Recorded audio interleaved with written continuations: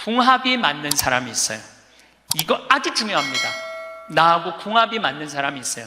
저는 내 인생에 참 궁합 맞는 사람들이 많은 편인데, 내 인생 가장 궁합 잘 맞았던 분은 2012년에 돌아가신 87세에 돌아가신 김창린 필립보 신부님이 나하고 궁합이 제일 잘 맞았던 신부님이에요. 근데 이 신부님은 내가 신학생 때 별명이 호랭이 신부님이에요. 호랭이 신부님. 호랭이 신부님인데 얼마나 무서웠느냐 하면은 미사 딱 시작, 문 딱 잠궜어요. 미사 시작하면. 그리고 미사 때 움직이잖아요?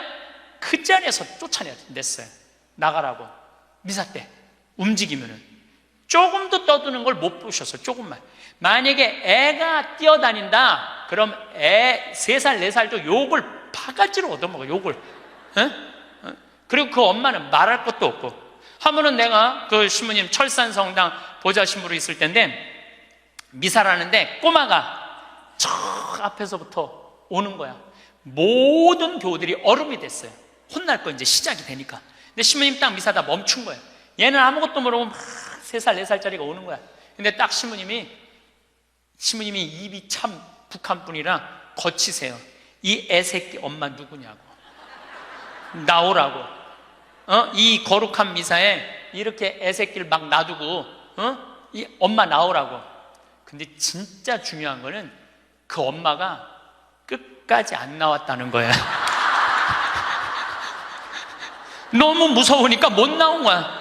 그래서 누가 데리고 나갔느냐면은 미사 봉사자가 데리고 나간 거예요. 그래서 그 엄마 1년 동안 뭐라고 그랬냐면, 저거 엄마이길 포기한 인간이라고. 저게 엄마냐고. 그만큼 무서웠어요. 근데 이 신부님은 참 원칙적인 분이세요. 신앙에 애누리가 없는 분이에요. 그리고 내가 보좌 신부 때 이렇게 보면은 판공성사 이제 한참 하잖아요. 그럼 우리 그때는 신자가 14,000명이었어. 그러면은 고해성사를 주면은 신부님 고해에 들어가면 혼이 나니까 신부님 고해소는 안 들어가는 거예요. 내 고해만 나가보면 막 신부님 없어. 신부님 기다리다가 딱 나와갖고 이리 와 소리를 질러요. 그럼 저 끝에 있는 사람들이 어쩔 수 없이 가. 신부님 고해서 들어가면 다시 이쪽에 와서 붙는 거야. 내 쪽에 와서.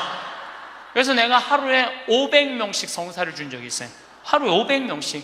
그러니까 그렇게 성사를 많이 줘갖고 나중에는 어떤 보좌 신부 때 어떤 병에 걸렸는지 하도 이걸 많이 하다가 이제 한 번은 문을 열고 고해를 듣는데 대답이 없는 거야. 그래서 왜 고해를 안 하냐고 눈을 떠봤더니 내 침대에서 옆에 창문을 열고 이러고 있더라고요. 창문을 열고. 그렇게 무서운 신부님이었는데 참 편안했어요. 그리고 신부님, 내가 평창의 성 필립보 신부님 본명이 필립보예요. 김창림 필립보. 신부님 나 생태마을 꾸미고 싶다고. 네가 한다면 내가 도와줄게. 그래갖고 신부님이 30억 평생 북한에서 넘어가고 학비 고생을 많이 하고 신학생들 장학금 한다고 신부님 모아둔 거 30억을 내놓으신 거예요. 근데 신부님 이제 은퇴를 하셨어요. 마지막 11년 동안 내가 모시고 살았어요. 근데 한 번도 서로 큰 소리 얼굴 붉힌 적이 없어요. 그렇게 무서운 신부님인데 한 번도 얼굴을 붉힌 적이 없어요. 신부님하고 뭐 에피소드가 너무 많은데, 신부님이 당신 성구가 서로 사랑하라야 내 성구 액자 너한테 줬는데 어디 있느냐고 2년을 괴롭히더라고요. 2년을. 나는 그런 거 본 적 없다. 이놈 새끼 내가 너한테 성구 줬는데 네가 내 걸 우습게 한다고 욕을 먹었는데, 나중에 알고 보니까 신부님 그 철산성당 사무실에 있었던 거야. 근데 내가 그것 때문에 황당한 게 아니야. 서로 사랑하라는 성구를 내가 찾아서 우리 지금 생태마을에 걸어놨는데 참 기가 막혀요. 서로 사랑하라 그러는데 이렇게 그 뒤에 배경 그림이 뭔지 아세요? 호랑이 2마리가 서로 끌어안고 있는 거야. 한번 생태마을에 오시면 한번 보세요. 하여튼 호랑이. 그런데도 신부님하고 마지막까지 정말로 아버지 아들같이 잘 지냈어요. 근데 이제 신부님이 2월 15일 날 입원하셨는데, 뭐 이제 한 3개월 보름 정도 했는데, 월요일 날 돌아가실 것 같아요. 우리 주교님들 다 모이고 교구청 신부들 다 모여갖고 돌아가신다고 그러는데, 신부님이 안 돌아가시는 거야. 밤 12시가 돼도. 그러니까 뭐 주교님 뭐 황신부 있을 거지, 우리 각계 뭐 교구청의 신부들 우리 각계 다 가고 나만 있는. 돌아가시는 언제 돌아가시나 보는데 새벽 3시까지도 안 돌아가시네. 나는 다음날 강의 있는데 라고 하고, 신부님 하여튼 나 지금 바빠서 간다고. 갔는데 이틀 지났는데 느낌이 이상해. 그래서 부관장 신부한테 네가 나머지 다 해라. 나 아무래도 신부님 돌아가실 것 같다. 그래서 이제 수원 빈센트 병원에 왔어요. 딱 왔는데 신부님이 이틀 동안 혼수 상태에 계시더라고. 그래서 내가 신부님 귀에다가 이렇게 말했어요. 신부님 이제 가셔라. 신부님 힘든데 신부님도 가셔야지. 신부님도 편안하고 나도 힘들어 죽겠다 왔다 갔다 그랬는데 신부님이 눈을 딱 뜨는 거예요. 얼마나 놀랬는지 몰라요. 죽으라고 그러는데 눈 뜨니까 얼마나 내가 놀래. 그랬더니 그 신부님 모시는 자매가 그러더라고요. 부부가 저거 보라고 이틀 동안 그렇게 많은 신부님들이, 그렇게 많은 그 은인들이, 지인들이 와서 신부님 눈 뜨라고 그래도 눈 한 번 안 뜨더니 저 사랑하는 신부가 왔고 신부님 이제 가시라고 그러니까 눈 뜨는 거 보라고. 신부님 매일 저를 위한 미사를 하셨거든요. 매일매일. 그래서 내가 이제 신부님한테 그랬죠. 신부님 평생에 내 바람막이 돼주시고 나 행복하게 해줘서 너무너무 감사하다고. 나는 사제 생활은 정말로 반은 신부님 때문에 행복하게 살았다고. 여기 이제 내가 그날 다 오라고 그랬거든요. 신부님 지인들 다 눈 한번 마주치라고. 신부님 눈 다 마주치시더라고요. 그러더니 나하고 딱 눈을 마주치시면서 돌아가시더라고요. 그래서 신부님이 내 품에서 돌아가셨어. 그러니까 신부님은 나하고 궁합이 맞은 거죠. 그래서 난 그분하고 평생 참 행복하게 살았어요. 여러분들도 마찬가지예요. 여러분들하고 궁합이 맞는 사람이 있어. 근데 문제는 동그란 사람들이야. 마음이 예쁜 사람들은 모든 사람 사랑하려고 그래요. 난 그 사람들이 제일 짜증나는 사람들이에요. 모두 사랑하려고 덤비는 사람들. 예수님은 모두 사랑하라고 그런 적이 없어요. 서로 사랑하라고 그랬죠. 근데 모두 사랑하라고 그랬어요. 여러분도 오늘 이후부터 서로 사랑하세요. 근데 이 동그란 사람 얘기, 이제 내가 옛날에 화가 나십니까에도 말씀드렸지만, 동그란 사람들은 뭐가 있냐면 예수님 사랑하는 마음이 이쁘니까 남 상처 주는 걸 못해. 왜냐하면 예수님한테 미안하니까 남 상처 주는 걸 못하는 거예요. 동그란 사람이 대림절 맞이하고 예수님 성탄 맞이하고 빠마를 탁 했는데 삐죽한 놈이 와서 한마디 해요. 빠마를 왜 그렇게 했어? 얼굴이 떡판 같잖아. 그러면 동그란 사람은요 가슴에서 피가 떨어져요. 안 그래도 얼굴 둥글럽적해갖고 스트레스 받는데 떡판이라고 그러면 얼마나 상처를 입어요. 그런데도 동그란 사람은 그 삐죽한 사람한테 싫은 소리 못해요. 기껏 텐대는 소리가, 그러게 이번에 하다가 보니까 이렇게 나왔네. 다음에 내가 잘할게. 뭘 잘못했다고 다음에 잘한대. 그리고 어디 가서 우느냐면 성당 가서 운다니까요. 여기 있는 분들 많아. 그런 분들, 동그란 분들 많아. 맨날 울면서 상처 입고. 그래서 동그란 사람들 보면 여기에 구멍이 뽕뽕뽕뽕 나인 사람 많아요, 보면은. 그래서 동그란 사람들이랑 상담을 해보면은요, 정말로 겉보기는 예쁜데 상처는 다 받은 사람 많아. 그러니까 동그란 사람은 삐죽한 놈 만나면 안 돼요. 삐죽한 놈은 누구 만나게 해주면 되냐면 별난 놈 만나게. 별난. 찔러도 안 찔리는. 파마를 왜 그렇게 해서 얼굴 떡판 같잖아. 그럼 별난 사람은 뭐라고 그러느냐면은 너나 잘하고 다녀. 너나 남 챙겨내지 말고. 그럼 이 사람 상처 안 입어요. 상처 안 입는데 동그란 사람들이 상처를 입는다니까. 그래서 여러분들은 지금 50, 60 되신 분들, 여러분들 앞으로도 50년, 60년 인생 더 살아야 돼요. 미운 사람이랑 뭐하러 힘들게 가요? 내가 마음에 드는 사람, 좋은 사람이랑 가셔야죠. 제가 늘 강의 때 말씀드리지만은 우리가 모든 사람 사랑하기 쉽지 않아요. 그래서 오늘 이후부터, 아까도 제가 멘토 얘기했지만은 우리가 멘토를 잘 만나야 돼요. 그래서 저는 막 보면은 성격 까칠한 사람들 가능한 한 안 만나요. 연락도 안 하고. 내가 좋은 사람들은 난 연락 많이 해요. 전화도 많이 하고 밥도 자주 먹고 참 좋은 것 같아. 우리 나한테 생태마을 꿈이라고 100억 주고, 잠비아에 100억 준 우리 83살 된 우리 은인한, 저는 한 달에 한 번 전화해서 꼭 같이 밥 먹어요. 우리 어머니 아버지도 한 달에 한 번 꼭 같이 밥 먹고. 내가 좋은 사람만 난 전화해서 밥 먹어. 굳이 삐죽한 애 전화해갖고 내가 예수 그리스도의 이름으로 저 사람을 사랑하고야 말리라, 난 안 그런다 이거야. 어제는 이제 수원 우리 내 두 번째 멘토 신부 성당에 가서 강의를 하게 됐는데, 오늘 평화방송 한다고 좀 이렇게 마사지를 받으려고 그러는데 마사지 예약한 사람이 까먹고 집에 휴가를 가버렸다고 그러더라고요. 그래갖고 이제 직원을 바깥에서 운전하는 직원을 한 30분 정도 기다리는데 그 성균관대학, 수원에 성균관대학이 있는 데인데 그 수많은 젊은 여대생들이 확 지나가더라고요. 그런데 참 슬픈 건지 좋은 건지 모르겠는데 지나만 가지 얼굴이 안 보여. 눈이 이게 침침해갖고요. 이쁜 여자가 안 보여, 이쁜 여자가. 그것도 한편으로는 참 좋다. 그런 생각도 들더라고요. 근데 이제 30분을 내가 길에서 기다리다가 직원이 뭐 때문에 잘못돼갖고 늦게 도착을 했는데 내가 딱 탔는데 우리 직원이 그러는 거예요. 지금 왜 신경질을 안 부리세요? 그러더라고요. 근데 부리고는 싶은데 기운이 없어. 신경질 부릴 기운이 없어. 그래서 나이를 먹는 게 좋은 면도 있구나. 사소한 것에 신경이 점점 멀어지는 참 좋은 것도 있구나. 이런 생각이 들어요. 내가 40이 돼서 제일 감사한 것 중에 하나가 미운 사람이 하나도 없는 거예요. 그리고 미운 사람이 없다 보니까 마음에 평화를 많이 찾게 되더라고요. 근데 문제는 마음에 안 드는 놈들은 너무 많아. 근데 여러분들 인생 살면서 모든 사람들이 마음에 들 수 있을까요? 그건 불가능해요. 왜 불가능하냐면은 보수가 있고 진보가 있고 또 정치에 관심이 있는 사람이 있고 정치에 관심이 없는 사람이 있고 환경에 관심이 있는 사람이 있고 인권에 관심이 있는 사람이 다 달라.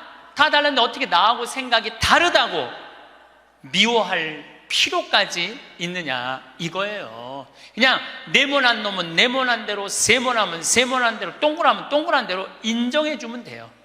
그리고 제가 40이 들어서 제일 감사한 것 중에 하나가 30대 때는 일일이 다 지적해주고 가르쳐야지 속이 편했는데 40대는 안 그래요.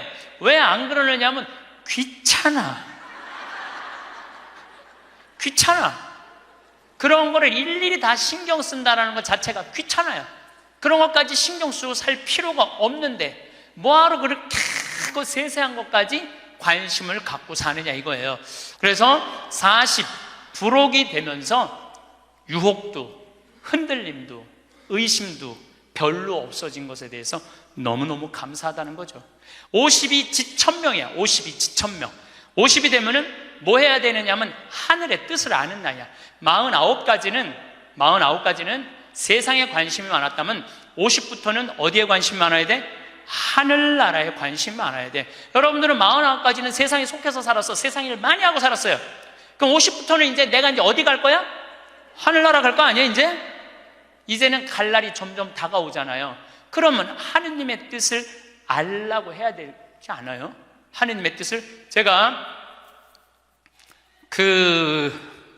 미사 기도문 중에 너무 좋아하는 기도문이 있어요. 하느님 아버지 성찬의 전례 때예요. 저희가 그리스도의 죽음과 부활을 기념하며 생명의 빵과 구원의 잔을 봉헌하나이다. 또한 저희가 아버지 앞에 나와 봉사하게 하시니 감사하나이다. 많이 들어봤죠? 또한 저희가 아버지 앞에 나와 봉사하게 하시니 감사하나이다. 저는 반장, 부반장, 줄반장도 해봤던 적이 없어요. 우등상도 타봤던 적이 없어요. 내 평생에 1등이라는 건 한 번도 해본 적이 없어요. 1등이라는 건 한 번도 해본 적이 없어요. 그런데 나같이 부족한 인간이 오늘도 이제 미사 같이 봉헌하겠지만은 이 많은 교우들한테 기도를 바쳐 올릴, 또한 아버지 앞에 나와 이 많은 교우들을 위해서 미사 드리게 해주는, 또한 아버지 앞에 나와 봉사하게 해주시니 감사하나이다. 난 너무너무 영광스러운 거야. 아버지 일을 하는 것에 대해서 너무 감사하는 거야. 30대 때는 하느님의 이름을 빌려서 내 일을 했어요. 30대 때는 어땠냐, 뭐가 진행이 안 되면 성질을 있는 대로 부렸어요. 30대 때는. 근데 요즘은 막 일이 진행이 안 되잖아요. 그럼 딱 내려놔요. 그리고 이렇게 말합니다. 당신이 원하는 게 아니네. 그거 딱 내려놔요. 당신이 원하는 일이면, 하느님 당신이 원하는 일이면 되겠지. 제가 작년에 잠비아에 가갖고 간호대학 수도된 걸 보고 저 사는 맛 사는 멋 삼교 한 끼 책 팔은 거 2억 인세 내놨다고 그랬잖아요. 그래갖고 교우들한테 1,000만 원씩 30명만 도와달라고 그랬잖아요. 그런데 2월 달에 방송에 나갔는데 4월 마지막 주에 2억 8천이 모인 거야. 2달 만에 2억 8천이. 내가 한번 모금도 나간 적이 없는데 다 전화해서 마지막 토요일에 내가 하느님한테 이렇게 기도했어요. 하느님, 왜 2천만 원이 비냐고. 진짜 그렇게 기도했어요. 진짜. 아니 내가 2억을 내놨으면 당신 3억 내놔야 될 거 아니냐고 그렇게 기도를 했는데, 그날 저녁에 종교도 다른 할머니가 나한테 전화했어요. 신부님, 당신이 기도를 하는 중에 내가 돈이 필요할 것 같아갖고 2천만 원 보냈다는 거예요. 2천만 원.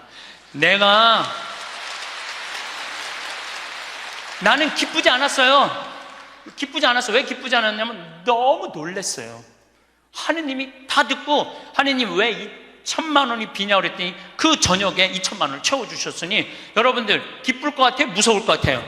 무섭죠. 와. 그래서 예수님이 너희들 많은 말 하지 말아라. 아버지가 너희가 필요한 것을 다 알고 계신다. 그래서 내가 기도를 안 한다니까요. 내가 기도를 안 해요. 내가 잠비아에 농업대학 세울까? 그랬더니 100억 갖다 줬잖아요. 그래갖고 농업대학 부지가 필요한데 그랬더니 1,000만 평 대통령이 줬잖아요. 어떻게 기도를 해? 생각만 해도 하느님이 이렇게 쏟아주는데 기도까지 해주면 나는 죽어. 이거 기도까지. 근데 나는 어떤 믿음이 있느냐 하면 지천명, 하늘의 뜻을 알아요. 하느님이 원하는 일이면 된다. 네. 그리고 이제 잠비아에 제가 이제 4년을 다니면서 돈도 많이 이제 그 신학교, 잠비아를 쭉 다녔는데 내가 너무너무 놀란 거는 잠비아의 신자가 500만 명이에요. 그리고 내가 다니고 있는 은돌라 교구는 신자가 100만 명이야. 100만 명. 근데 신학교가 없는 거야. 잠비아의 신학생은 지금 480명이 있대요. 근데 기숙사가 없는 거야. 1, 2학년이 철학과 이렇게 다니고 이상하게 하여튼 신학 과정이 있더라고. 그래서 은돌라 교구의 반달 주교님께서 나한테 요청이 왔어요. 우리 여기 잠비아에 신학교를 좀 줘달라고. 근데 그 신학교 짓는 거 어렵잖아. 땅 이미 1,000만 평 있고 10억이면 신학교 짓거든요. 10억이면 벌써 100억 기증 받았고, 나는 농업대학만 할 생각을 했지 그 신학교 줘줄 생각을 안 했거든요. 근데 생각해보니까 이거 신학교 짓는 거 이게 정말로 의미 있는 일이구나. 이게 누구의 뜻이냐? 1,000명이라는 거야. 하느님의 뜻이구나. 그래서 요즘 이제 신학교를 이제 설계를 다 끝냈어요. 신학교 설계도 다 끝났어. 그래갖고 짓는데 이제 반달 주교님이 지난 9월달, 10월달에 한국에 들어오셨어요. 근데 또 마침 우리 수원교구의 이용훈 주교님께서 그러면은 저도 그렇죠. 우리 수원교구 주교님 이름으로 책임지고 끝까지 져주기로 두 주교님께서 사인을 딱 했어. 내가 그걸 보면서 그래, 하느님이 이렇게 역사하시는구나, 그런 걸 느끼면서 내 일을 하는 게 아니라 이제 누구 일을 해? 하느님의 일을 해. 하느님의 일을 하니까 내가 책임질 필요 있어요, 없어요?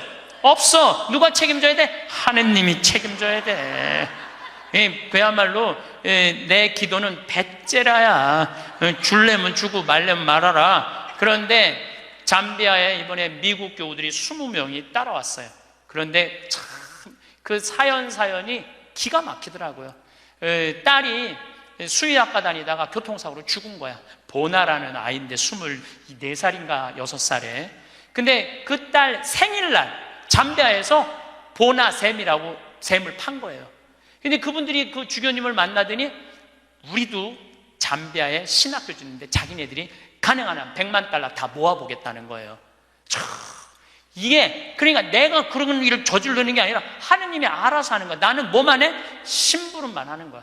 또한 아버지 앞에 나와 봉사하게 하시니 감사하나이다. 여러분들 여기 50대신 분들, 50 넘으신 분들 아직도 세상 것에 연연하고 매달린다면 언제 1,000명 하늘의 뜻을 알 거예요.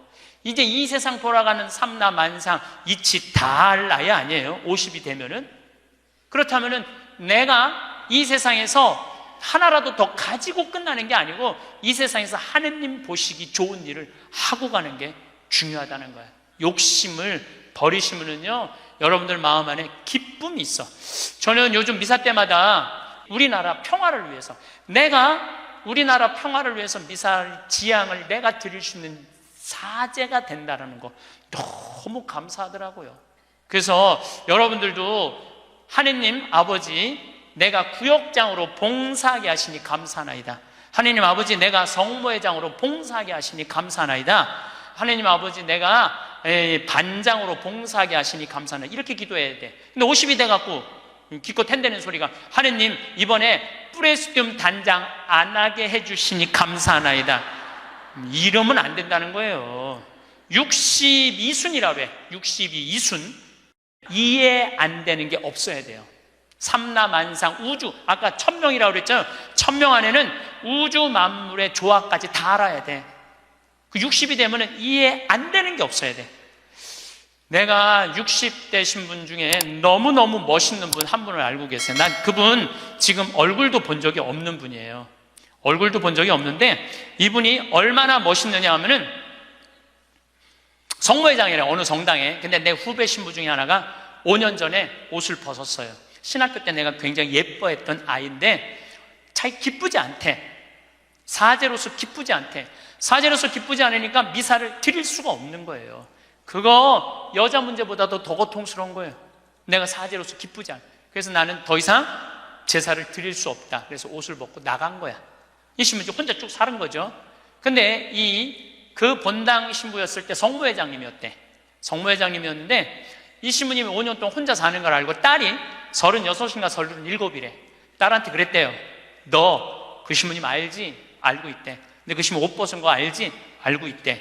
근데 너 지금 시집도 안 가고 혼자 사니 이렇게 허송 세월 보내지 말고 신부님 외롭고 힘든데 너 신부님한테 시집이나 가서 밥도 해주고 빨래도 해주고 의지가지 하면 어떻겠느냐. 그 성모회장님이 남편도 설득했대. 당신 저 본당 신부님 있을 때 저런 사이 하나 있으면 좋겠다고 그러지 않았느냐고. 저 사이 사보면 되지 않겠느냐고 남편도 설득하고 남편도 좋다고 그랬대.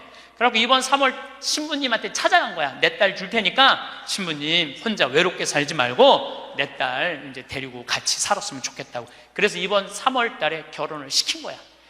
60이 되려면 그 정도는 돼야지. 60이 되려면 그 정도는 돼야지. 신부님도 옷 벗고 나가면 내가 저 신부님 더럽다고, 저 신부님 저럴 수 있느냐고, 내가 그렇게 안 봤는데 욕이나 하고 돌이나 던지고, 그건 나이를 헛먹는 거예요. 그 신부는 얼마나 힘들었겠어, 인생 살면서. 자기 맞지도 않는 옷 입고 이러지도 못하고 저러지도 못하고 부모님 상처 줄까 봐 옷도 못 벗고 얼마나 힘들겠어.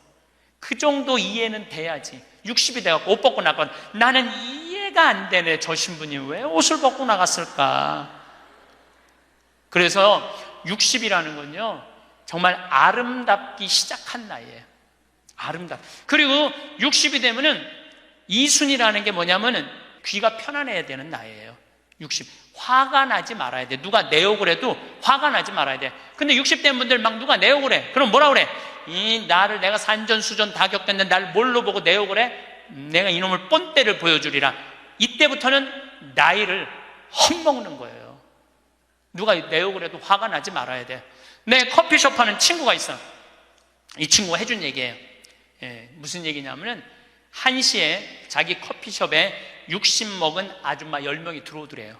그래갖고 야 커피 한 잔이 6,000원 7,000원이니까 한 7만원 버나보다. 근데 아줌마들이 딱 들어와서 핸대는 소리가 우리가 지금 개모임을 해갖고 밥을 많이 먹어갖고 패가 불러서 3잔만 시키겠다고. 3잔만 시키겠다고. 3잔만 시키더래요. 10명이 상 3개 딱 차려 해갖고. 그랬더니 요즘 리필이 다 되잖아요. 한참 먹더니 또 있더니 와서 리필해달라고 그러더래. 리필. 또 그 큰 컵에다 리필을 다 해준 거야. 그랬더니 다시 오더니 그러더래요. 이거 우리 귀양 리필해준 거 우리 나눠 먹게 잔 좀 더 달라고. 그래갖고 1시부터 3시까지 10명이 3잔 시켜서 온갖 수다 그냥 다 박장대소 하고 막 깔깔거리면서 3잔 값을 내고 나가더래요. 너무 가슴이 아프더래요. 왜냐하면은 전기세도 있고 자리세도 있고 월세도 내야 되는데 저 아줌마들 10명이 들어와서 3잔만 시켜서 먹고 나가 얼마나 가슴이 아픈지 몰라요. 여러분들 돈이 없으면은 막심 골드 그 150원이야. 스틱 커피. 그거 10개 사면 1,500원이야. 그럼 보온병 사다가 종이컵 사다가 종이컵은 안 되지만은 그냥 그 앞에 공원이거든. 그거 먹으면 되지. 왜 그 남의 상처를 이걸 뭐라고 하냐면은 나이값도 못한다고 그러는 거야. 늙으려면 어떻게 늙어? 곱게 늙어. 늙으려면 곱게 늙어야 돼. 나이를 먹으려면은 제대로 먹어야 된다는 거예요. 나는 그래서 우리 직원들 장 보러 나갈 때 절대 못 깎게 해요. 돈 못 깎게. 그거 300원, 400원 깎아서 뭐해? 우리 직원이 지난번에 그러더라고요. 자기가 저기 호박을 20개 사는데 한 푼도 안 깎길래 하나 더 얹어주더래. 더 얹어주길래 이거 우리 신부님이 깎지 말라고 그런다고. 깎지 말란다고 그래. 나도 농사 짓는 사람이라요. 참 그 농사가 얼마나 어려운데. 할머니들이 두릅 따 갖고 나오고 쑥해 갖고 나오는 거 300원 깎는다, 200원 깎는다 그러다 안 깎아주면 또 그냥 건너 갖고 사고. 돌아다니면서 상처란 상처는 다 주고 다녀. 그리고 나 돈 아꼈다고. 참. 그 정도로 200원, 300원 깎고 돈 아낄 정도로 돈이 없으면은 그냥 집에 가만히 앉아 있어. 돌아다니지 말고. 예. 그래서 나이값을 해야 된다는 거예요. 나이값. 늙으려면 어떻게 늙어? 곱게 늙어야 돼. 늙으려면. 저는 60된 여자친구들이 많아요. 진짜로. 근데 60된 분들하고 이렇게 대하면 참 편안해요. 30대, 40대 이 여자들은 불편해. 불편해. 근데 60만 되면은 아주 편안해. 그리고 60이라고 얼굴이 못생긴 것도 아니야. 이뻐 다. 60은 내가 보기에는 아름답기 시작한 나이에요. 아름다운 모습으로 나이를 들어가는 것. 누가 뭐라 그래도 받아들이고 포용할 수 있는 따뜻한 나이가 저는 60이 아닌가 싶어요. 70이 종심소욕 불육이라고 그래요. 뭐라고 하면 70이면 마음을 따른 욕구가 일어나는 마음을 따라도 법에 어긋남이 없는 나이야. 그러니까 내가 한 70 넘은 분이 내가 욕심껏 행동을 해도 그게 법에 어긋나지 말아야 돼. 다시 말해서 좀 쉽게 얘기하면 우리 천주교 교우들 알아듣기 쉽게 말하면 70에 내가 하는 행동이 하느님이 하는 행동하고 똑같아야 돼. 70은. 근데 70된 할머니들 막 잔치집에 갔는데 그냥 부친 게 맛있다고 꼬쟁이에 그 집에 부친 게 남든 모자라든 상관하지 않고 꼬쟁이에 싸갖고 막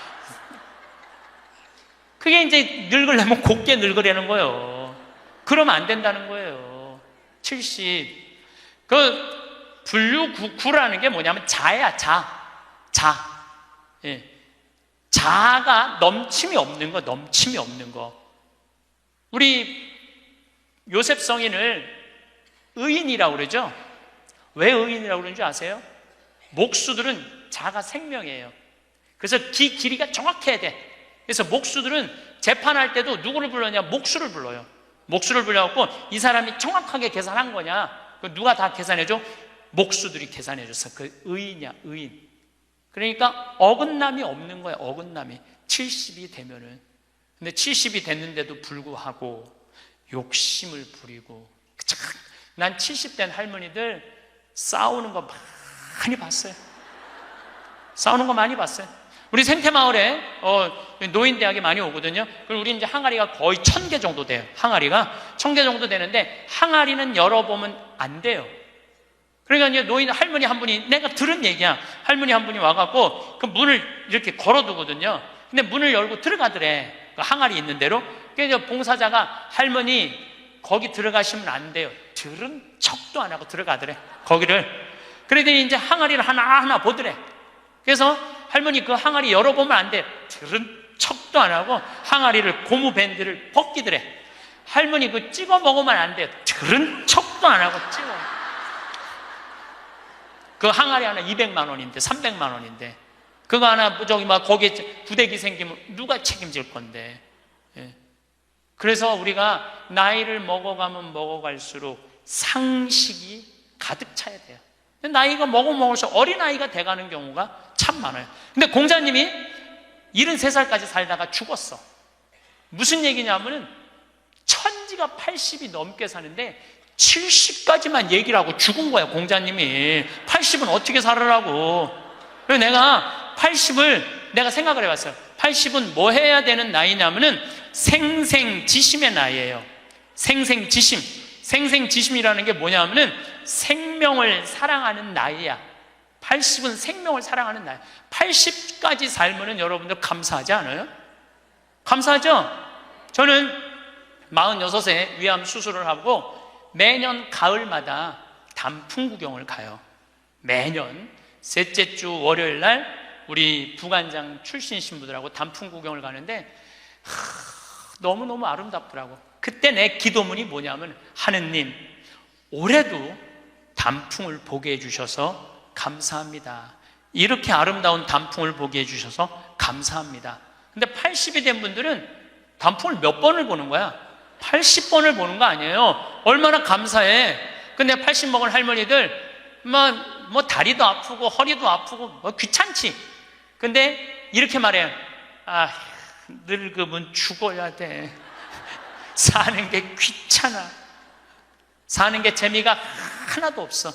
내가 인생 살아보니까 믿을 놈 한 놈도 없어. 머리 검은 짐승한테는 잘해주는 게 아니야. 80 먹은 할머니가 이렇게 부정적인 얘기를 하면은요, 이 할머니는 인생을 실패한 할머니예요. 실패한 거 아니에요? 생명을 사랑하는 나이에 오늘도 이렇게 하루를 나한테 선물로 주신 하느님한테 감사하다고. 진달래를 보면 이번에도 한 번 더 이 아름다운 진달래를 보게 해주셔서 감사하다고. 단풍을 보면 이 아름다운 단풍을 한 번 더 보게 해주셔서 감사하다고. 살아있음에 대해서 감사하고,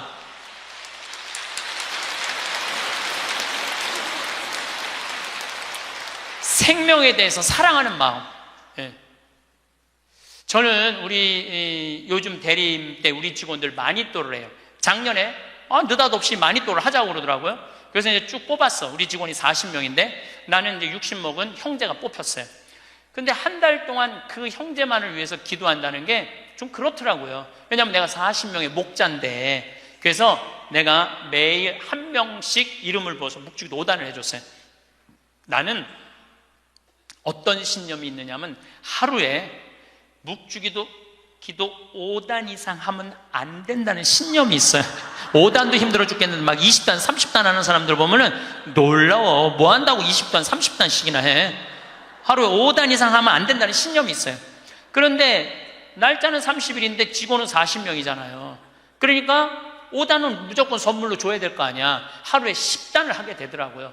그런데 하루가 너무 충만한 거야.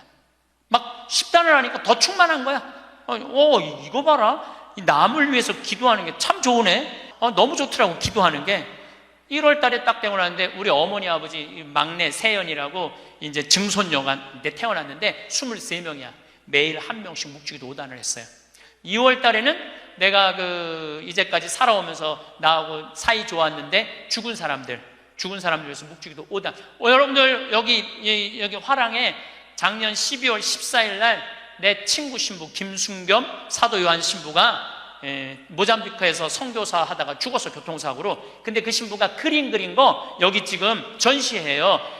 난 그렇게 그림 잘 그리는지 몰랐어. 지금 아까 내려왔다 왔는데 너무 그림 잘 그리더라고. 우리 순겸이 신부, 뭐 성모님이 너무 사랑하지만 천당 가게 해달라 그러고, 또 안토니오 신부, 여러 신부들, 또 내가 글라라, 여러 하여튼 죽은 사람들 한 달 동안 기도해 주니까 기분이 내가 너무 좋더라고.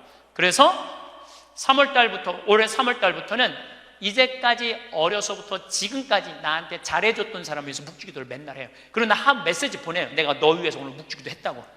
알아야 될 거 아니야. 내가 그렇게 힘들게 묵주기도 5단 했는데 알아야 될 거 아니야. 근데 다 못했어요. 신부님 미운 사람 없어요? 여러분들, 내 가슴이 얼마나 넓다고 미운 놈까지 다 고이 간직해야 돼? 그렇지 않아요? 여러분들, 미운 사람 꼭 가슴에 간직해야 돼요? 미운 사람 빨리 빼버리세요. 그리고 어떤 사람만 간직하면 돼? 좋은 사람, 소중한 사람만 하면은 그러게도 우리 인생은 벅차요. 근데 6.25 전쟁 똥구멍이 찢어지게 가난할 때 그때 내 돈 떼어먹고 도망간 놈, 내 상처 준 놈 그냥 기억할 필요가 뭐가 있냐 이거예요. 80이 돼서 이제까지 큰 사고 없이 6.25 넘어오고 그 힘든 거 다 넘어와서 지금 살면은 오늘 하루 밥 3끼 먹으면 감사하면 돼요. 그래서 80 되신 분들은 입에서 뭐가 나와야 돼? 감사가 나와야 돼. 제가 자신 껴안기라는 주제로 이야기를 이제까지 했습니다. 여러분들 나 자신을 껴안을 줄 알아야지, 나 자신을 껴안을 줄 알아야지 잘 살아요. 잘 살아야지 잘 죽을 수가 있어요. 그래서 15에 지우학하고, 30에 립하고, 40에 부록하고, 50에 지천명하고, 60에 이순하고, 70에 불류구하고, 80에 생생지심의 단계에 내가 갔는가? 이걸 물어보자는 거예요. 나는 지금 어떤 단계인가? 나는 뜻도 안 세운 거 아닌가? 뜻도 안 세우고 공부도 안 하고 또 내가 섰다면은 어떻게 살아가야 될 것인가? 쓴 사람으로서. 그 나는 정말로 욕심 없이 유혹받지 않고 악의 유혹을 받지 않고 정직하게 살아갈, 주님 보시기에 좋게 살아갔는가? 그리고 하늘의 뜻은 내가 알고 있는가? 하늘의 뜻은. 그리고 마음이 평화롭게 이순하고 있는가? 내가 하는 행동이 하느님이 하는 행동하고 똑같은가? 그리고 생명을 사랑하는 나인가? 그걸 알아야 돼. 그러면은 그런 정도의 사람이 되려고 그러면 공부해야 돼. 신부님, 저는요 신학교 공부했죠, 환경공학 공부했죠, 그 다음에 글 공부했어요. 그래서 저는 한국문인 회원이고 국제 팬클럽 회원이에요. 물론 우리 가톨릭 문인 회원이에요. 그래서 글 쓰는 공부 많이 했어요.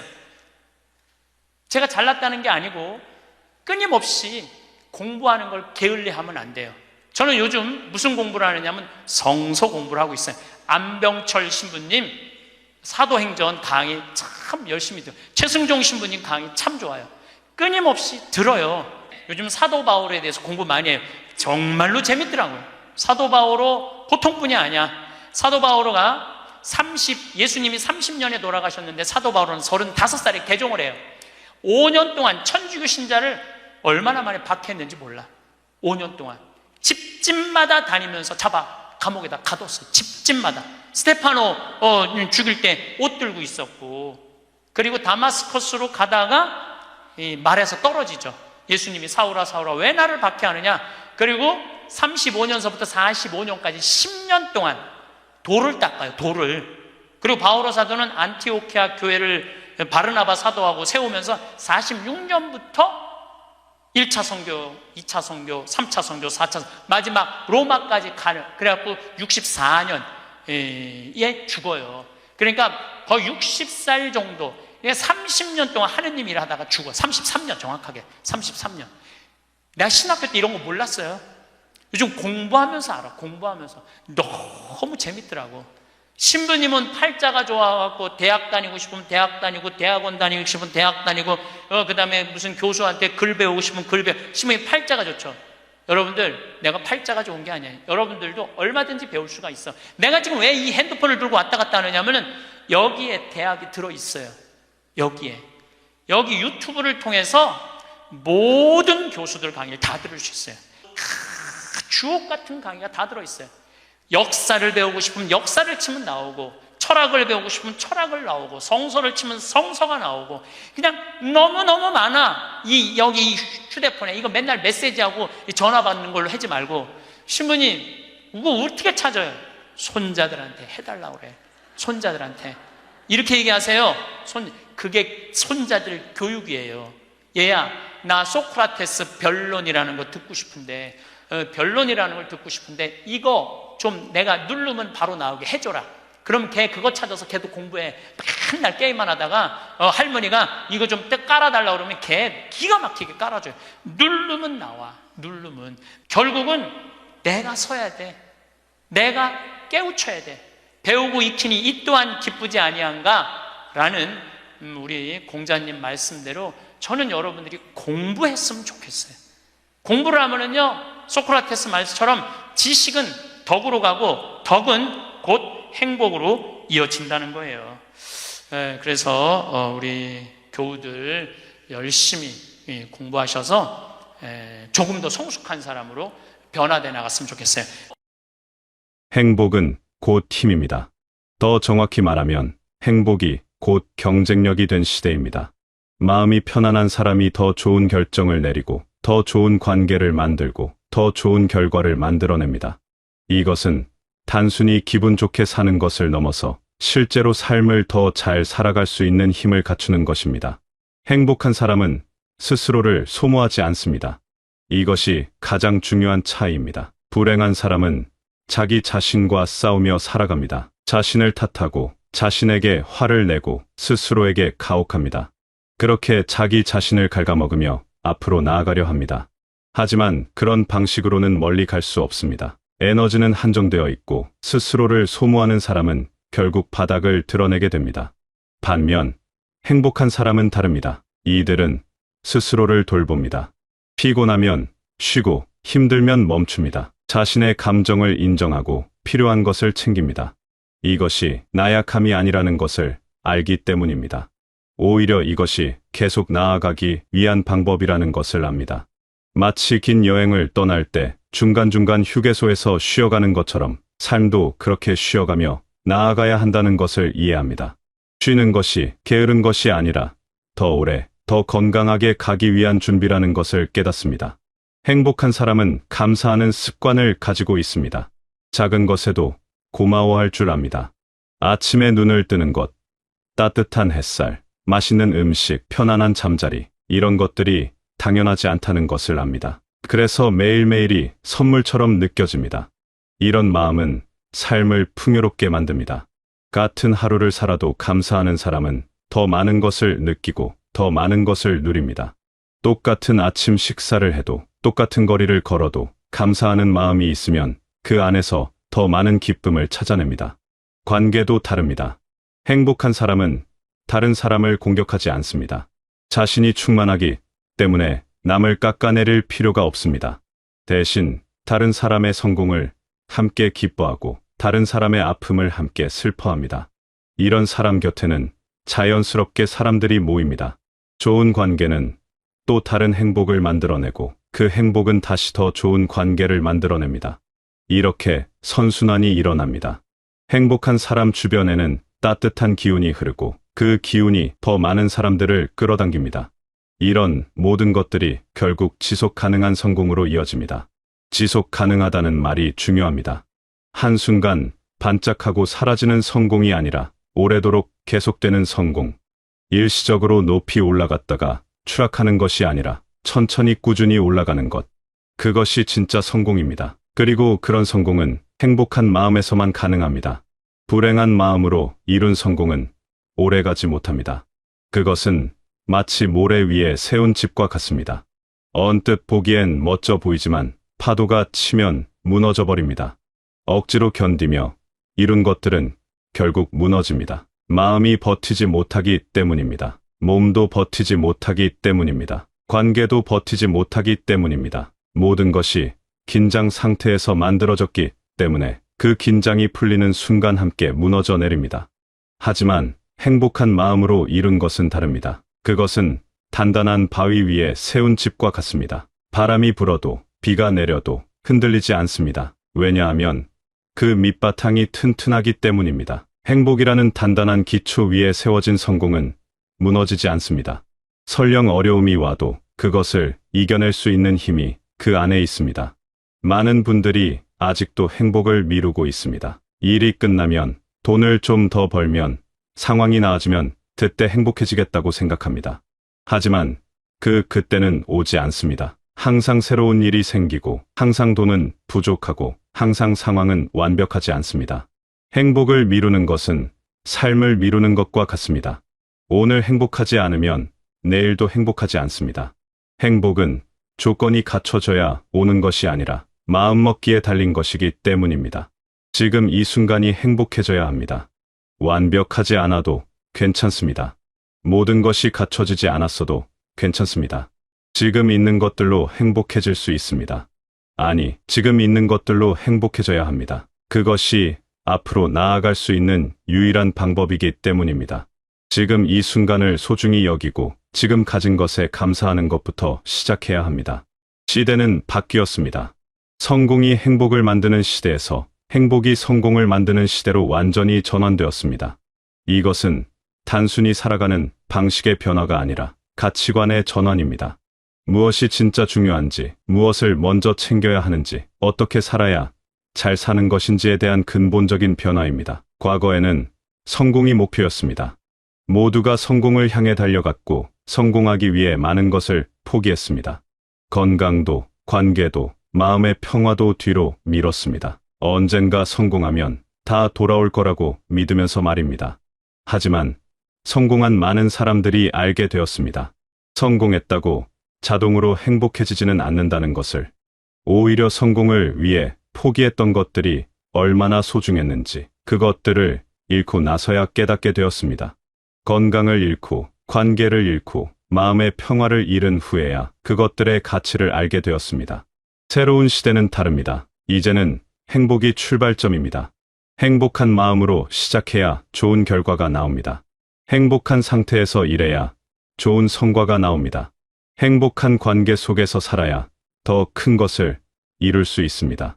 행복은 더 이상 도착지가 아니라 출발점입니다. 여정의 끝이 아니라 시작입니다.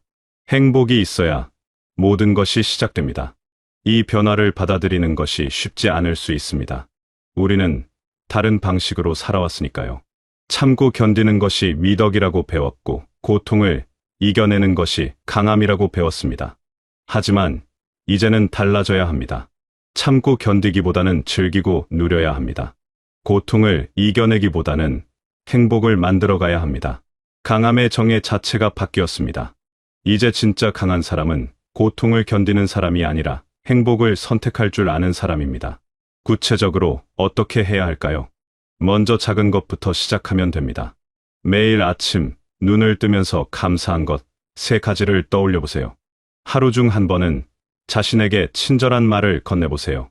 힘들 때 스스로에게 수고했다고, 잘하고 있다고 말해주세요. 이런 작은 것들이 모여서 큰 변화를 만들어냅니다. 처음엔 어색하고 이상하게 느껴질 수 있습니다. 하지만 계속하다 보면 자연스러워집니다. 그리고 어느 순간 그것이 삶을 바꾸고 있다는 것을 느끼게 됩니다. 자신을 돌보는 시간을 가지세요. 하루에 10분이라도 좋습니다. 그 시간만큼은 온전히 자신만을 위한 시간으로 만드세요. 좋아하는 것을 하거나 편안하게 쉬거나 그냥 아무것도 하지 않아도 좋습니다. 중요한 것은 그 시간이 자신을 위한 시간이라는 것입니다. 다른 누구도 아닌 나를 위한 시간. 그런 시간이 매일 조금씩이라도 있어야 합니다. 다른 사람과의 관계도 돌아봐야 합니다. 나를 지치게 만드는 관계는 정리하고 나를 행복하게 만드는 관계에 더 많은 시간을 쏟으세요. 모든 사람을 다 만족시킬 수는 없습니다. 그럴 필요도 없습니다. 진심으로 나를 아끼는 사람들, 내가 진심으로 아끼는 사람들과의 관계를 소중히 하는 것으로 충분합니다. 관계의 질이 삶의 질을 결정합니다.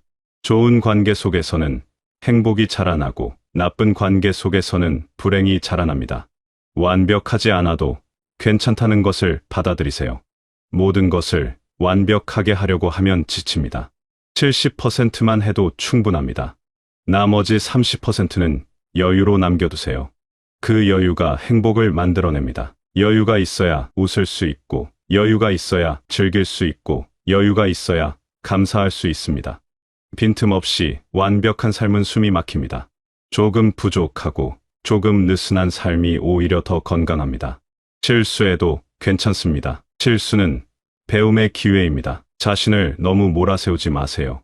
완벽한 사람은 없습니다. 누구나 실수하고 넘어지고 다시 일어납니다. 중요한 것은 실수했을 때 자신을 어떻게 대하느냐입니다. 자신을 공격하지 말고 대신 격려하고 위로하세요. 실수한 자신을 꾸짖는 대신 다시 일어선 자신을 칭찬하세요. 비교하지 마세요. 남의 삶과 내 삶을 비교하면 불행해집니다. 누구나 각자의 속도로 각자의 길을 갑니다. 남보다 빠르거나 느린 것은 중요하지 않습니다. 중요한 것은 내가 지금 행복한지, 내가 지금 의미 있는 삶을 살고 있는지입니다. 다른 사람의 겉모습만 보고 부러워하지 마세요. 모든 사람에게는 보이지 않는 고민과 어려움이 있습니다. 건강도 잊지 마세요. 몸이 건강해야 마음도 건강합니다. 잘 먹고, 잘 자고, 적당히 움직이세요. 이런 기본적인 것들이 행복의 기초를 만듭니다. 몸이 피곤하면 마음도 지칩니다. 몸을 돌보는 것은 나를 사랑하는 첫걸음입니다.